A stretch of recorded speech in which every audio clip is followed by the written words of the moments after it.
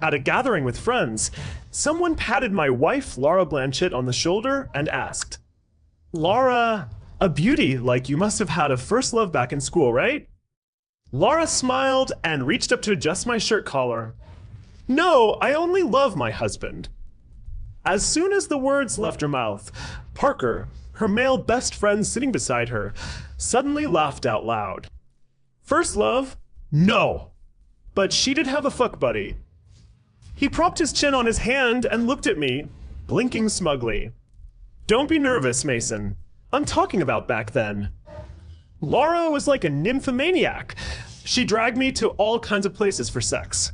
Nearly wore me out. Someone cursed in surprise, and laughter instantly exploded in the private room. Parker wasn't satisfied yet. He slowly twisted the knife deeper. "Sorry about this, but I got to sleep with your wife before you did. 365 times, to be exact." He raised his glass and smiled at me with curved lips. "Don't take it personally, Mason. Just joking between guys. It's all in the past. If we still had something going on, we wouldn't pick the day you announce you're having a baby to say it, right?" The air froze for a moment.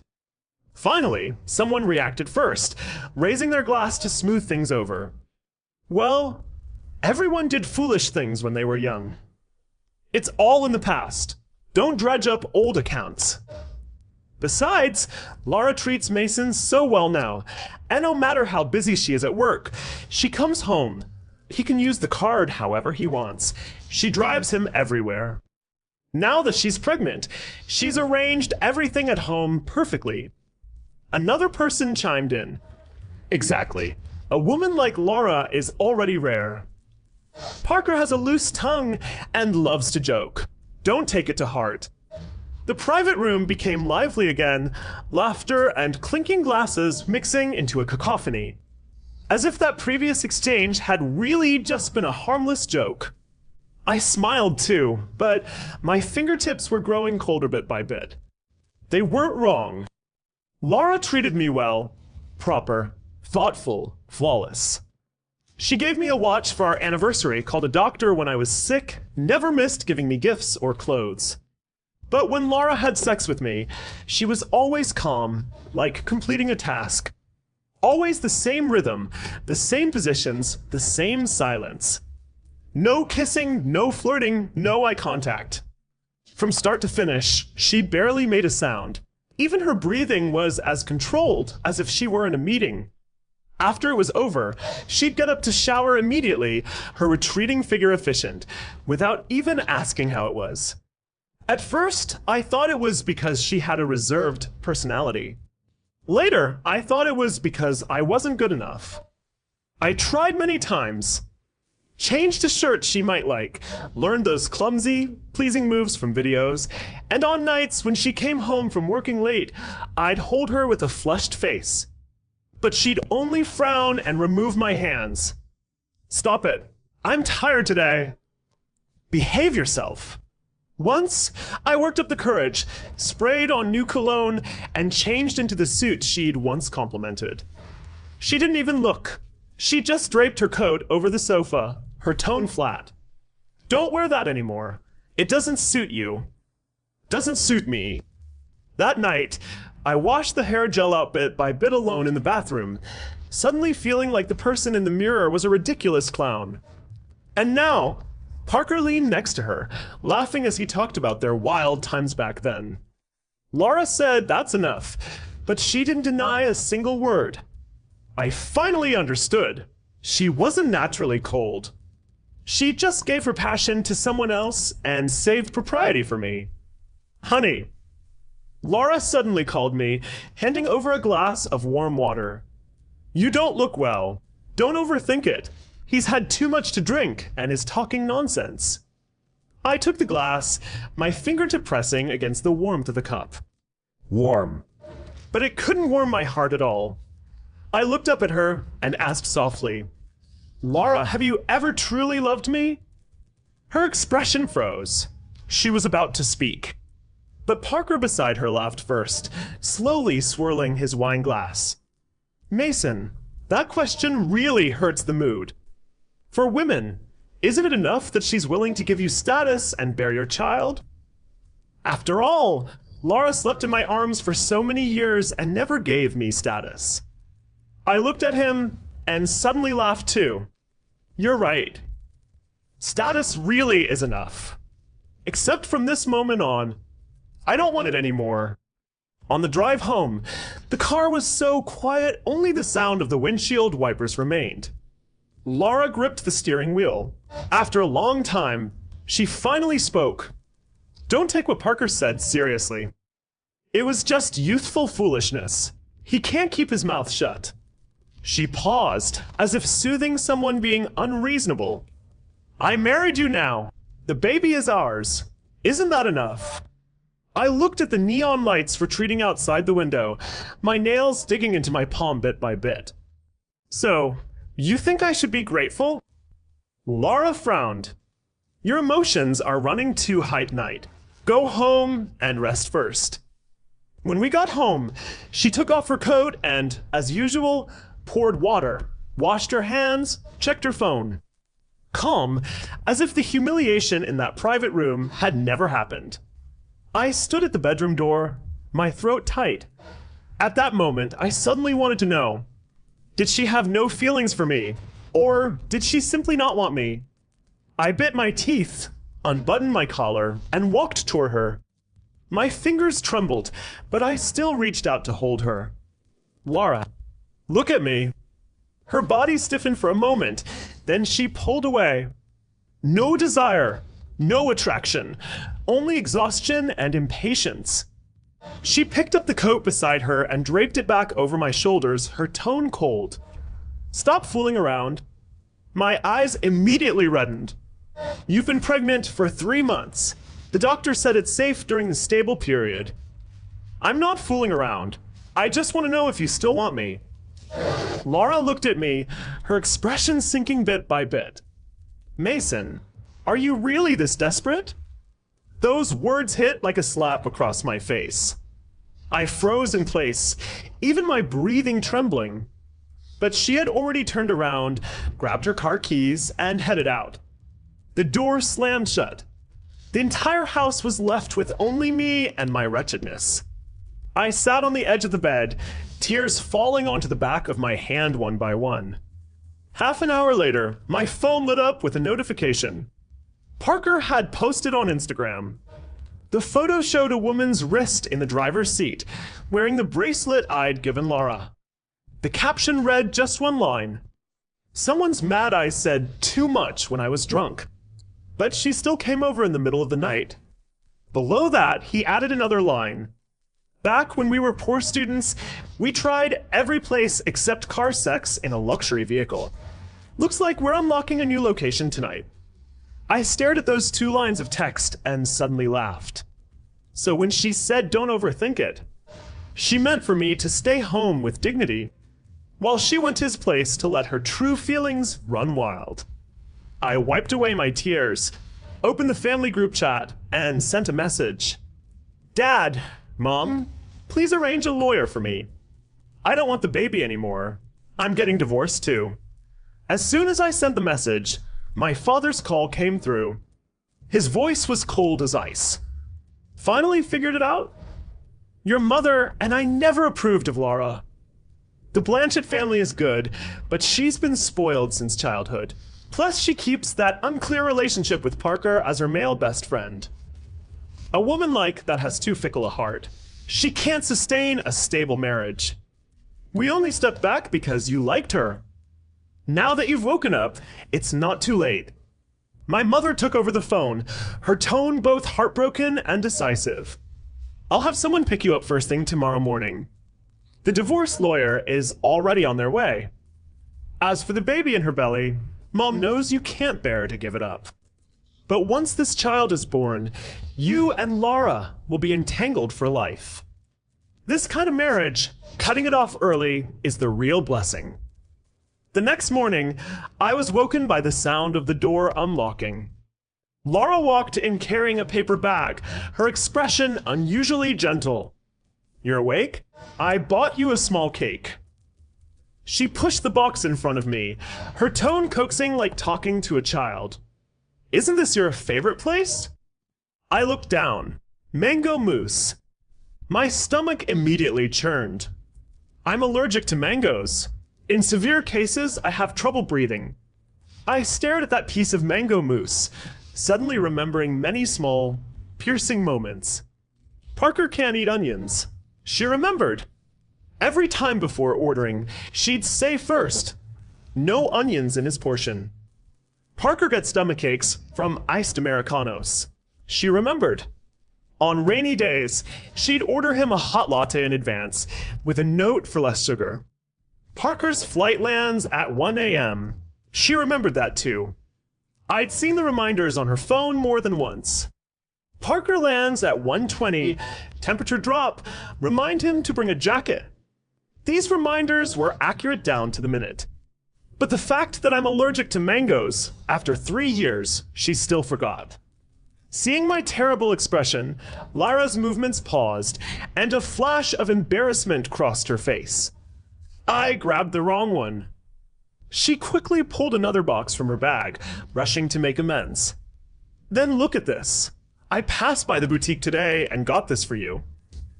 You said you liked this watch before. The box opened to reveal a beautiful timepiece. It really was the one I'd admired for a long time. If it were before, I probably would have forgiven her with tears in my eyes. But now, I only felt exhausted. I pushed the box back flatly. Just leave it there. Lara frowned. Still sulking? I didn't respond. I picked up my phone. As soon as the screen lit up, group messages popped up. The group was still that familiar original crew. Parker had posted a 9-grid photo set. Men's shirts, women's short skirts, black lace lingerie scattered all over the floor. The group instantly exploded. Holy shit, who was Parker with last night? That's some intense action. Details, details. How many rounds did you go? Parker replied leisurely. 7 or 8 at least. Nearly killed me. Some people act all refined normally, but when they get wild, they really know what they're doing. A bunch of smirking emojis followed below. Then he sent another line. At Lara, did you get home? Does Mason like the watch you picked for him? I stared at that line of text, my fingers growing colder bit by bit.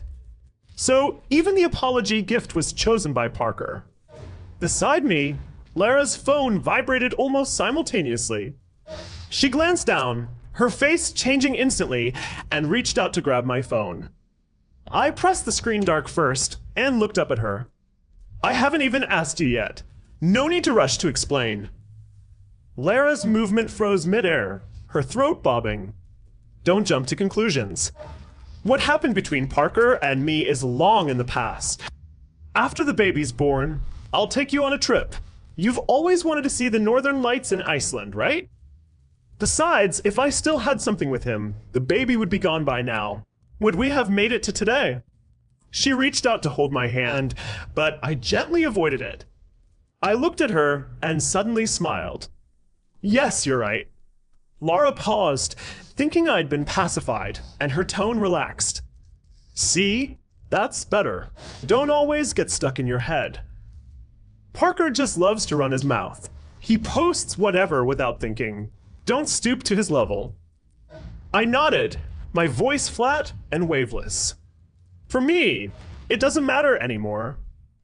Lara frowned slightly, clearly taking this as me being petulant. She glanced at the time and grabbed her car keys. All right, stop being moody. I have something this afternoon. I'll come back later and have dinner with you. The moment the door closed, the room became quiet again. I looked at the mango mousse on the table, slowly picked up my phone, and sent the lawyer a message. We can proceed with the process now.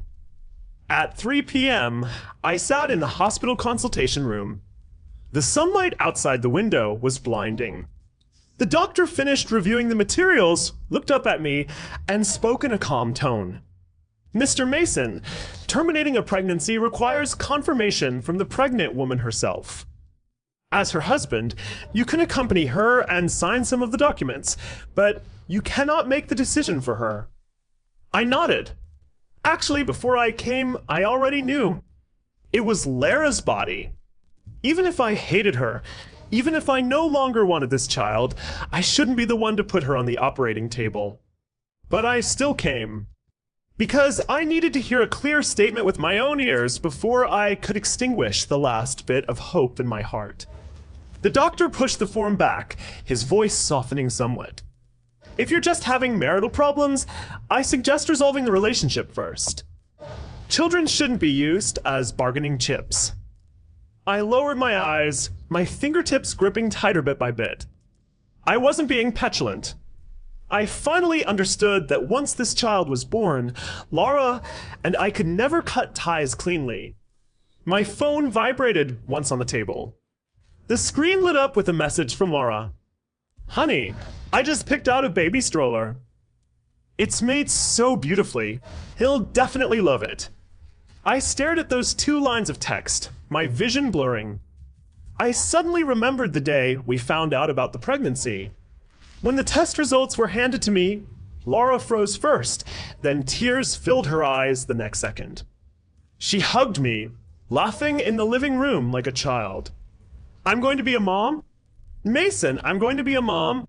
That night she leaned on my shoulder and talked about so much. Said the nursery should be painted light blue, or light yellow would be good too. Said I should choose the name. Said no matter how busy she was, she'd come home on time to be with me and the child. Back then, I really believed her. I thought this child would warm up the cold places between us again. But now, the same person was sending me baby stroller photos while leaving ambiguous traces in Parker's social media during the night. Sincerity and betrayal could actually exist on the same face. I pressed the phone screen dark and said quietly to the doctor, "Thank you. I understand." When I came out of the hospital, the lawyer was already waiting for me at the entrance. He handed over the drafted agreement. "Mr. Mason, the agreement states that if Ms. Lara insists on having the child, subsequent custody, visitation rights, child support, and property division can all enter separate clauses. However, whether to terminate the pregnancy cannot be unilaterally decided by you under the law." I took the documents. The pages were light, but felt like they weighed 1,000 pounds. "Then let's divorce first. The child's matter will follow legal procedures."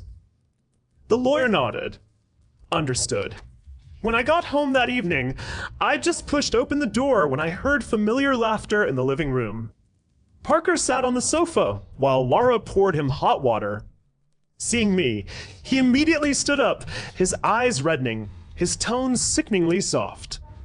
"Mason, you're back. I drank too much last night and talked nonsense. Please don't take it to heart."